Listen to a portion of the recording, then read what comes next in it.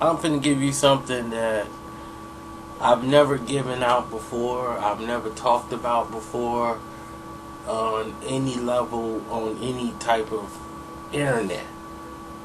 Not even in a blog. But, I mean, it's nothing really damaging, but I don't like talking about people who ain't here to defend themselves or here to say things about themselves. So, I kind of feel weird talking about, like, Tupac and stuff like that. But, just for the hip-hop heads that's out there that just want to know who was in it or around it and missed it, and this would fill in a lot of blanks for you.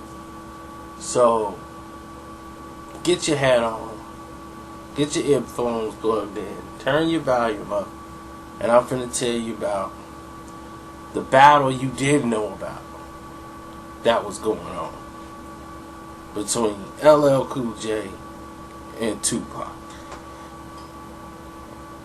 Let's roll it. Now, this goes back to 1992. Tupac, Cool J, no problems. Mama Said Knock You Out is the biggest record pretty much going. LL is riding a 2-year success train off Mama Said Knock You Out. He comes basically towards the end of it, and he's with Quincy Jones' daughter, Kadada, or Kadita, whatever they want to call it. And, she's all attached to LL. And the son, QD3, he's hanging out with LL now because LL and her are dating. LL was separated with his wife at the time. Well, not his wife. They weren't married yet. So he was separated with her from all of this touring and partying and girls. So now he's dating her. And while he's dating her, they gotten really close. They're doing this. But the success is not, everybody's waiting on LL's new album, but finances isn't right. Money's missing. His father spent up a lot of money. He had to fire a lot of people, including his father. So he's not in a good space. So he's working on this album, but he's not in a good space. And he's in a relationship with Kadita. He's leaning on her for the relationship. So her brother, QD3, Quincy Jones III, is helping out on some tracks. He comes out with 14 shots to the dome. He's happy he completed it. He was like, this is what he needed. This was his therapy. He's finna get it all back. He's finna jump right back in the game. It's 93. 14 shots to the dome come out. It's a top, hot album. It's got some tracks on there, but it's not real radio. Some sort of songs could make it, and some songs just didn't catch. But it was totally, basically ignored because at that time in 92 and 93, there was a big shift in hip-hop to the West Coast with Dr. Dre, Snoop Dogg. So West Coast took everything. You got Warren G, you got all of this sound has to sound like the West Coast. Nobody was trying to hear anything East Coast at the time. So all the East Coast sales were dying at that time. Nobody wanted to hear it. So LL work suffered. And he was miserable. So going through this process, dealing with, in this relationship, he's not happy.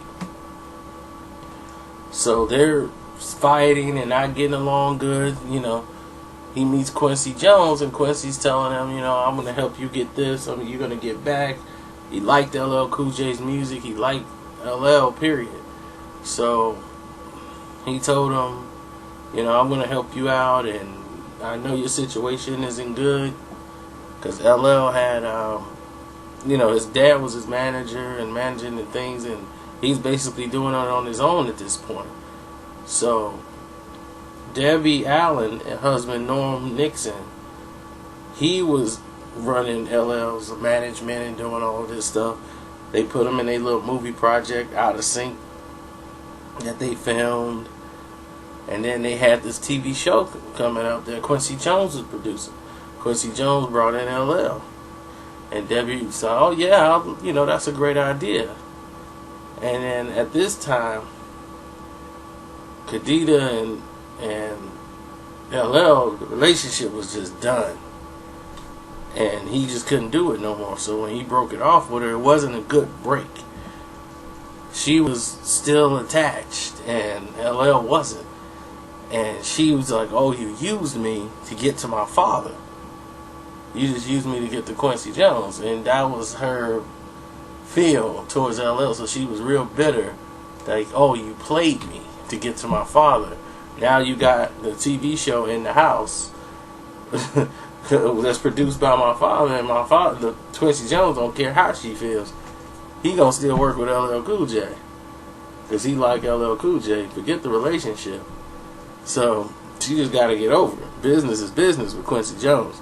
So, and that wasn't the case. LL Cool J broke it off with her because he couldn't deal with the religion. They're Buddhists. They pray to statues. And when she took LL in there to start praying to the statue and Buddhism thing, he couldn't do that. And he's just like, I can't do that. I can't. So they had the discussion, but she thought it was more than that. Like, that's too petty. In her mind, said, for this to happen. Don't worry, I'm going to link all this together. And anybody who know already should know where the pieces are going to fall into place. So, this is 94. They breaking up 90 into 93, 94, 95. Tupac is doing an interview, I think it was in 94, 95, where he was talking about Quincy Jones. And he was talking about mixed babies and Quincy Jones. He actually named Quincy Jones. And Rashida, the youngest sister, took to offense when she heard it and started, yelling back at Tupac. And it sent them a letter and all this stuff. So he ended up writing back like, oh, I'm sorry, I didn't mean to offend you guys and this and that. And then he ended up somehow hooking up with Khadida. They hit it off.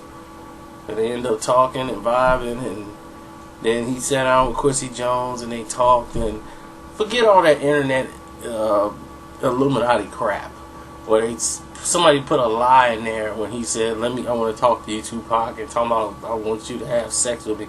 All this crazy stuff. That never happened. That's just somebody who trying to get a shock and awe, and people are taking that and running with it. That never happened. Never happened.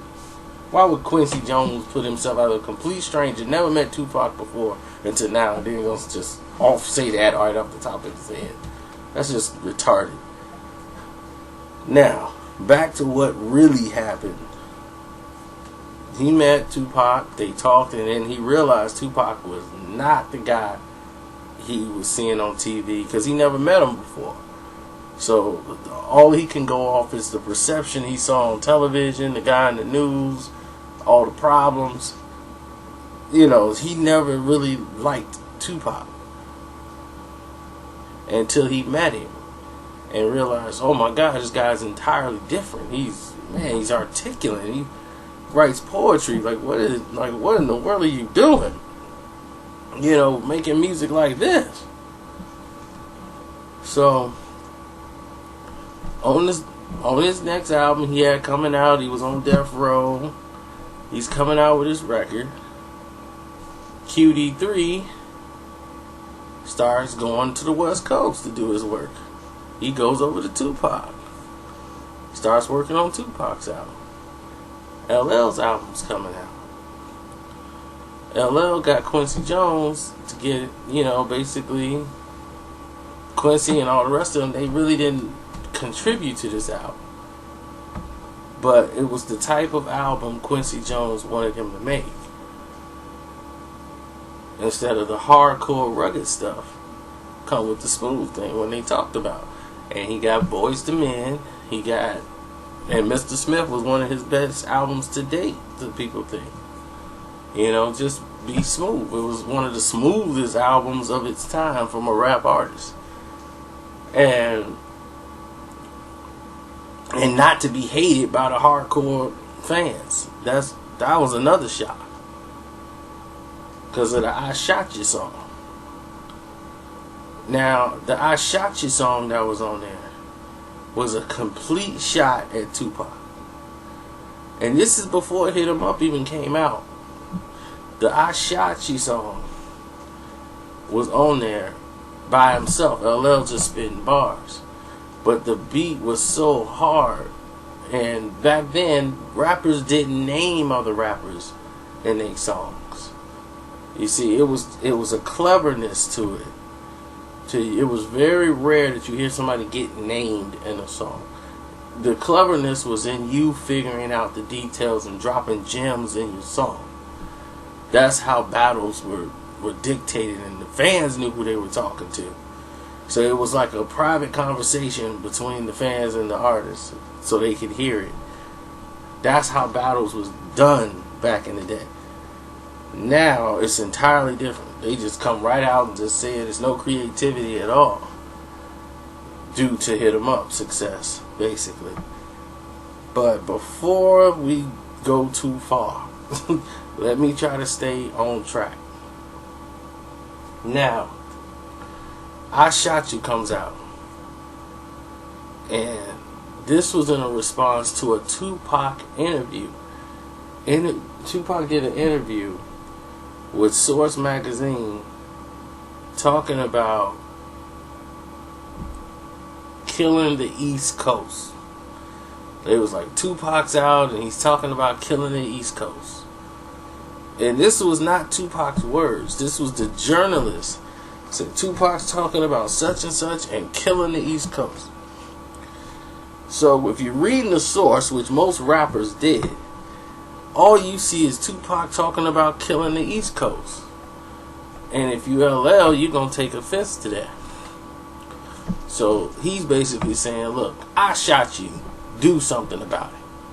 Like, okay, like you wondering all this, look, I shot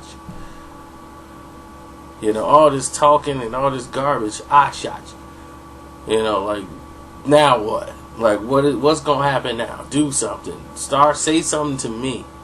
Is what LL was basically saying. Now, what this did was draw some attention to the hardcore, because Trackmasters, that beat was so tough. Everybody in New York was basically making a remix to it like they do now and freestyling to it. So they said, you know what, we got to do a remix. And we're going to throw everybody on this song. That was on Def Jam, had some ties to Def Jam that was coming out, that was all on the East Coast. They called up Foxy Brown, they had Mobb Deep there, Keith Murray just jumped on the track. So there was really no problems, basically. It was none. Keith Murray did the hook on the original song. You know, LL didn't even know they were going to put all these people on there. So LL did another verse, and it was more personalized to Tupac. Because at this time when they did the remix, it was later on, and Quincy Jones, QD3 wasn't going to be on his album no more. Quincy Jones III wasn't going to be on Mr. Smith. He going to be working with Tupac. And now Khadita's dating Tupac, LL's ex-girl. So it was a shout out, a real shoot message back to them on the I Shot You. Like he was ready to set it off. And now this is before Hit 'Em Up even came out. So Tupac is heated when he hear I Shot You. He approached everybody that was in the song. Keith Murray was approached when he came there, because he was on the song I Shot You. You know, they was going to approach Foxy Brown. Anybody that was on the song, they was already in it with Mobb Deep. So that didn't even matter. But Quincy Jones talked to Tupac and said, don't you mention LL Cool J on your song. I don't want to hear LL Cool J's name on your song. LL's a friend of mine. I'm going to work this out between you and LL. Because that should never be a beef between you and LL. And he called his daughter in there and told her, look, whatever beef you got with LL, you better let it go. I don't want him in the war with LL Cool J. And that's why Hit 'Em Up was never supposed to be on a Tupac record. That record was an EP, and it was supposed to have been released just as an EP on a Backside B record, but the record became so huge, it wasn't even going to have a barcode. It became so huge, they threw it on the How Do You Want It thing so they can get a barcode on it and collect some of the money, because it was massive. It changed the game, and I do give Flex some credit for that, because he was correct on one thing. It did open up a door of negativity in the whole game of hip-hop. It was telling people it's okay to be negative, because what they gonna do about it? Be negative. And it's been a tailspin ever since. Everybody's been making Hit 'Em Up songs since then. Not as successful, but they kept making them.